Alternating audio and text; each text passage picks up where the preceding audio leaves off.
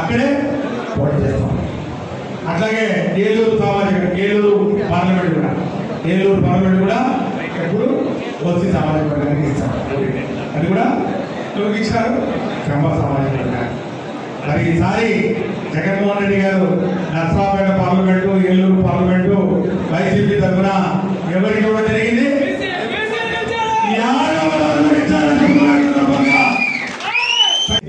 ఉంటుంది.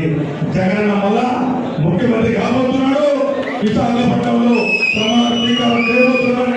ఇట్లాంటి కూడా మీ అందరికీ మనసు మనం కూడా చెప్పి నియోజకవర్గం ఆ యొక్క గెలుపులో భాగస్వామి కావాలా వద్దా? మరి మనం ఆ యొక్క గెలుపుకు మనమందరం సిద్ధమా అవునా కదా? సిద్ధమా అవునా కదా? కాబట్టి ఖచ్చితంగా జరగబోయే ఎన్నికలు కొనేటి నియోజకవర్గం ఈ రాష్ట్రంలోని అవ్వాతాతలు, వికలాంగ సోదరీమణులు, వితంతువులు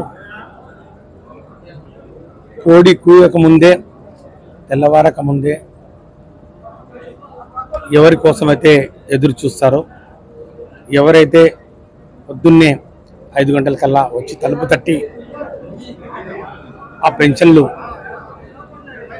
అందిస్తారో, ఈరోజు ఆ వాలంటీర్ల కోసం అవ్వాతాతలు, అక్క చెల్లెమ్మలు, వికలాంగ సోదరీమణులు కళ్ళు కాయలు కాసేలా ఎదురు చూస్తూ ఉన్నారు. ఈరోజు వాళ్ళకి పెన్షన్ రాని ఒక దుర్దినం.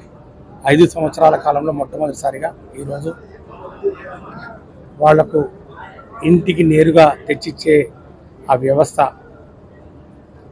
వాలంటీర్ వ్యవస్థ మీద ఈ తెలుగుదేశం పార్టీ కూటమి కన్నెర చేసింది. వాళ్లకు వచ్చే ఆ నోటికాడి కూడు మీద మందు జల్లింది. ఒక దుర్మార్గపు ఒక బి టీం, తెలుగుదేశం పార్టీకి B team, citizen for democracy అనే ఒక టీం ద్వారా ఒక కంప్లైంట్ రాయించి కోర్టులో కేసులు వేసి ఎలక్షన్ కమిషన్ పిటిషన్లు పెట్టించి పెన్షన్లు వాలంటీర్ల ద్వారా ఇవ్వకూడదు, వాలంటీర్లను చూస్తే జగన్మోహన్ రెడ్డి గారు గుర్తొస్తారు, జగనన్న పరిపాలన గుర్తొస్తుంది, కాబట్టి రేపు జరగబోయే ఎన్నికల్లో ఇది వారికి విఘాతం కలిగిస్తుందని చెప్పి వాలంటీరీ వ్యవస్థను మర్చిపోయే విధంగా కుట్రలు పన్నినటువంటి తెలుగుదేశం పార్టీ, దాని మిత్రపక్షాలు ఈరోజు ఈ రాష్ట్ర ప్రజలు ఎవరైతే ఉన్నారో, పెన్షన్ తీసుకుంటున్నారో వాళ్ళ ఉసురు ఖచ్చితంగా వారికి తగులుతుంది. ఇంత దుర్మార్గం, ఎంత దారుణం!